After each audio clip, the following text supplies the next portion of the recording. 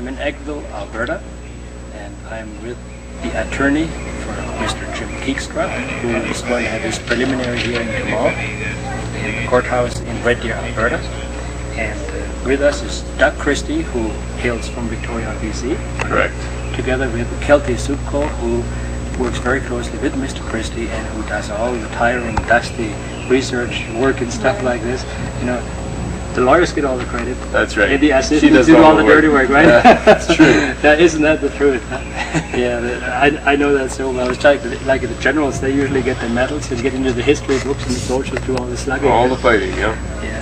Now, I've just done an interview with Mr. Keegstra, and I just wanted to take the opportunity, since you were out here today, to, number one, introduce you to a worldwide audience of Sami's Ladlings who will get the videotapes. And I didn't want to miss the opportunity, number one, get some of your opinions. Before I do, wanted to thank you right off the bat, because I know what it means to have an attorney, and to have an attorney who is convinced that, number one, justice ought to be done, not lynch justice, yes, which usually people with that popular viewpoint unfortunately get in the Western world. And you are almost like an angel rushing in where devils fear to tread, to rephrase I don't know whether I deserve that much credit, but I'm grateful to have a client like Mr. Keegstra who stands up for what he believes at this time in history when so few people do. And I think that I couldn't ask for a better client. Yeah, we have more human rights legislation on the books. We have a regular human rights industry. Yeah, and fewer human rights. I was just going to say, it is almost perverse if you think about it, that we see a constant diminishing of human rights, as we see an increased public propaganda about human rights, and we could almost say that human wrongs have increased in direct proportion to the human rights industry. Yeah, it's become a bureaucracy, and like many bureaucracies, they lose sight of their obvious objective. And I'm afraid if we don't stand up as Mr. Keegstra is doing and speaking the truth as certainly he believes it and a great many other people do, then we will lose the freedoms which many people think their forefathers fought to obtain. And I regret that there aren't more people, as I said, with that kind of courage.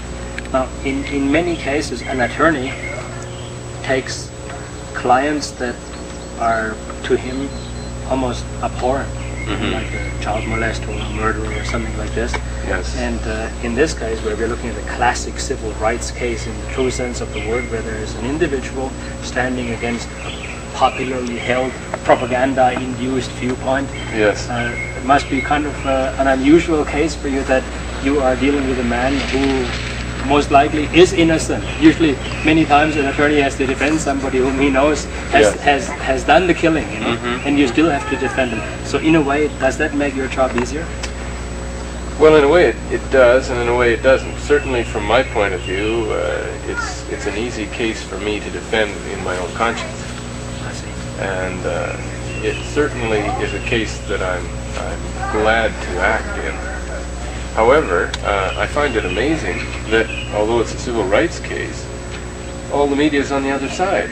Usually in civil rights cases, the media seems to be in favor of civil rights, and I can't help but comment on the fact that this is an unusual situation for the media to be in, on the side of government against an individual's freedom of speech.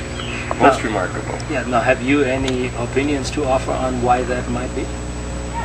Well, I have some thoughts that I could put forward. It strikes me that if Mr. Keegstra had denied the existence of God, as I believe certainly has been denied, for example, in the Scopes trial in the United States, he would have all the media on his side, as I think it's fair to say that Scopes had a great deal of media support at the time. Whereas he denies the favorite myth of a certain group, and he seems to lose all that support. And with that in mind, I can't help but think that there must be some connection. So is what we are known popularly as public opinion blind when it comes to the favorite myths of one ethnic group, then almost becoming an interested party in the case? Well, you can't help but notice the effect that the media has on the public mind. And you can't help but notice the quite obvious lack of consideration for freedom of speech in this case that seems to permeate throughout the media. people are in the media certainly scared to say that Jim Keegstra has any rights at all, or that Jim Keegstra might be right, or that he should even be considered or should be given a fair hearing. I hear nobody say that in any loud voices in the media. Almost champions of freedom and all that. Every pornographer who wants to peddle his pornographic stuff and his subversive stuff. Well, you only have to look at the freedom of speech literature, and most of it is written by Jewish authors who are very strong advocates of civil liberties, certainly in the United States. Much of the civil liberties writing there has been done by Jewish authors. And it just strikes me as remarkable that there hasn't been that groundswell of support for someone else's freedom. I mean, wouldn't that be fair for one then to conclude that there is almost a tribalism that we are seeing surfacing here? That these people who are very easily coming to the defense of the most outrageous viewpoints, if they don't touch on, quote, the Jewish angle, anything to do with... they cannot forget their own Jewishness. Well, I don't think that that's unusual. I don't think that the Jews are different than any other group who happen to have their sensitivities touched. It just happens to demonstrate, I think, that they are a fairly influential group of people. But Mr. Christie, Voltaire, I think, is the one who said that he will defend man's right to hold his opinion and to express it unto his own personal death. Yeah. It's easy to defend the civil rights case if you happen to agree with the person. Right. But the crunch comes when you are asked to actually go out and defend a viewpoint which is diametrically opposed to your own pet theories. And what we're seeing here, obviously, is that these people cannot divorce their own personality and their own pet likes and dislikes from what is considered to be, well, number one, it's a universal civil rights case where one truth teller, whatever his truth might be, is being pounced upon by virtually everything in society. Certainly looks that way. Well, we have yet to see what the courts will make of it. We have yet to see what the public at large will make of it, because fortunately, I think, the matter will come to a trial, and I have that much faith that I still believe that both sides will be heard.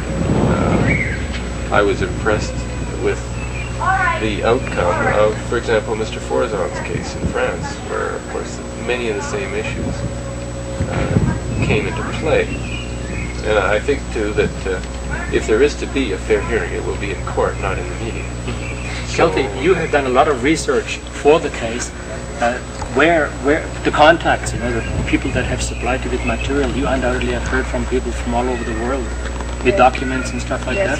Has this given you a kind of encouragement that there is this international brotherhood that transcends borders, continents, and stuff like this? Well, it was really quite inspiring to see the sacrifices that some people have made in order to speak what they believe to be the truth. And I couldn't help but be persuaded by some of the arguments that they certainly carried merit and deserve to be considered in a serious way. Now, you are two young people, you are two Canadian-born people. He is carrying, in a way, the torch for a viewpoint which certainly is not the standardly held Canadian viewpoint. What led you to come to his aid? Well, personally, I'll tell you very frankly, I'd read a terrible story about Mr. Keegstra in the newspaper, and it was just so one-sided that I couldn't help but see through it. And I was on the way to church in the morning, as I did every morning when I was in Victoria and could go to church every morning, and I thought to myself, there's nothing I'd like better than to phone that man and tell him not to be downcast by this type of smear, because being as I have been in politics myself, I couldn't help but know how that can hurt. And so I phoned, and that's how I became involved, in a sense, and then I began to read. And of course, like any student, I never had time to study history. I had to get the piece of paper to get on to the next stage, Make the grade, right? Oh yeah, never study anything. So I began to look at the whole question from the point of view of serious thought. And I began to think for myself about it, and I began to realize that whether one believes what Mr. Keegstra says or not, it deserves to be told. It is a point of view which is consistent with so many facts, and inconsistent with so few, if any, facts, that it deserves to be considered, and if facts contradict it, then to reject it. However, it struck me as a similar reaction to what probably Copernicus might have got to some of his theories. You know, he would just be shut out altogether and told that he shouldn't speak. I couldn't help but want to get involved in defending the right there of someone who I thought was being unjustly treated. Yeah. Keltie, men usually are more combative and aggressive than women. What makes you stick out this struggle, which undoubtedly is not a very popular one? You will have undoubtedly lost already friends and clients and business interests and so on. What makes you steadfast in this? Number one, I believe in freedom of speech, and I believe in the search for truth. So it gives you an incentive then, right? It sure does. Totally different than if it was just another case. Oh, for sure, for sure. So your heart in a way gets into liberating all kinds of creative energies. You're so young, you know, this is amazing to me that there are young people. You know, we usually kind of look down on young people, thinking that they have become... It's interesting, Ernst. I have had the chance to talk to Mr. Keegstra's students, and talk about fine young people. I have never met a bunch of finer young people in my entire life, and I've been looking all over for them. You know, as a person who started looking around in society for some hope, I was surprised to find the quality and just the caliber of young people that were a product of Mr. Keegstra's classes. And I think, if anything, would have confirmed my opinion then that he was certainly not teaching hate. He was teaching what he believed to be the truth, and what their minds began to think about. That I could see the proof of that in the type of people they were. So I may be young, but there is a great deal of hope in youth generally, because people everywhere of all ages desire the truth. So we could actually say that the truth, historical truth, is not in such bad shape after all, because sometimes people who are within the forest seem to be overlooking the trees. Perhaps, and I don't think that history will be written necessarily in the ivory towers of universities. Maybe people are going to start looking at history for themselves. I certainly did. And I began to look from a much more open-minded point of view at what we had all taken for granted, from the media's point of view, mostly. Now, since you are representing him, and there are people coming from virtually all parts of Canada to attend the trial, and you have met these fine products of his education here, are you hopeful that even though you are one small legal team against the whole media complex, the society, the Attorney almost... General's machine. Yeah, right, I frankly don't think we can lose, Ernst. I'll tell you why. Because when you're doing something you believe to be right and just, and speaking for what you believe to be the truth, then what comes of that, I think, as Mr. Keegstra says himself, it doesn't really matter in this world. You can live with your conscience and know that you've done what you believe to be right.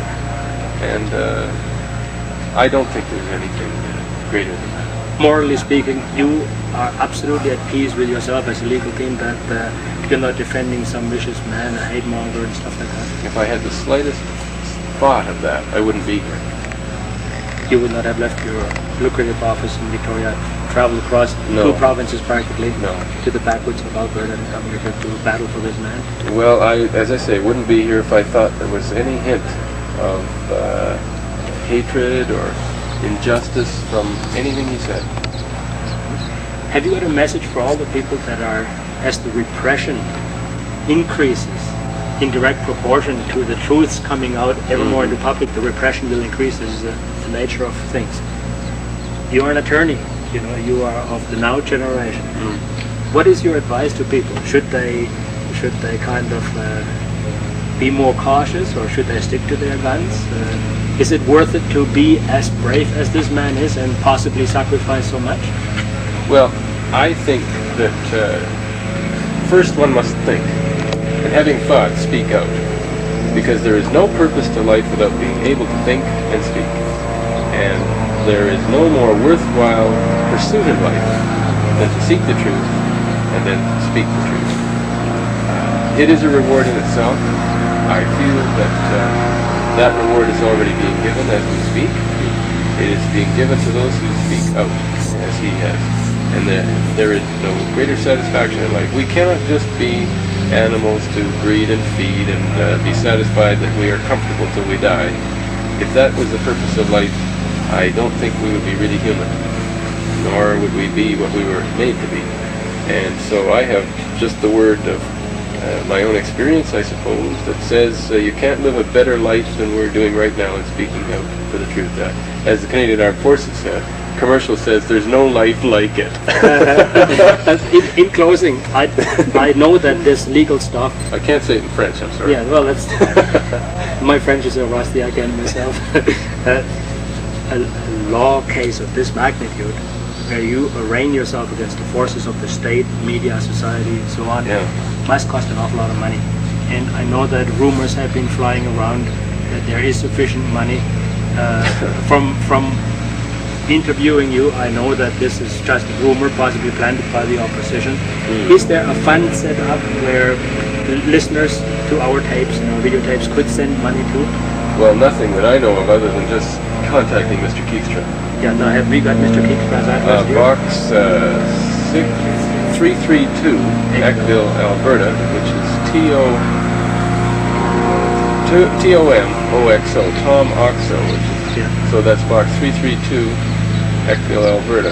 Okay, what we'll do is we'll flash it onto our video screens then for that. Well, I can only say that it is going to be necessary to pay to bring witnesses and a few other things that are quite expensive, and I know that Mr. Keegstra would appreciate any help that anyone would like to make in that regard.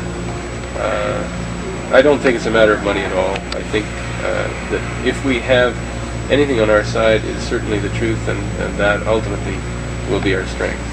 You know, I'm being a businessman in private life, and I coined the saying which I stick by: in this materialistic age, your support can best be measured in money.